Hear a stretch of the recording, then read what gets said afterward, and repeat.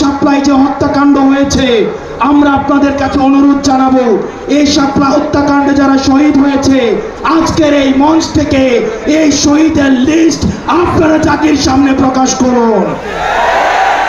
একই সাথে সাথে হাসিনার এই ফাঁসি না হওয়া পর্যন্ত প্রয়োজন হলে আমাদের শেষ রক্তবিন্দু দিয়ে এই তরুণ প্রজন্ম আমরা হাসিনার ফাঁসি নিশ্চিত করা পর্যন্ত আমরা আন্দোলন চালিয়ে যাব।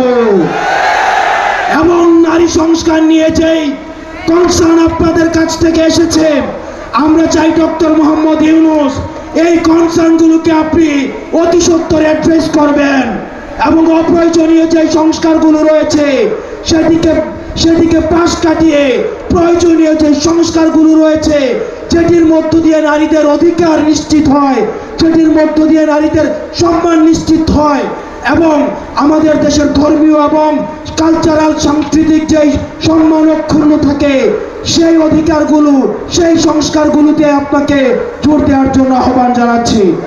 আপনারা ভালো থাকবেন, সুস্থ থাকবেন, হকের পথে, হালালের পথে, সত্যের পথে আমরা এনসিপি আপনাদের সাথে সব সময় রয়েছি। ইনকিলাব, ইনকিলাব, ইনকিলাব। আসসালামু আলাইকুম ওয়া রাহমাতুল্লাহি ওয়া বারাকাতুহু।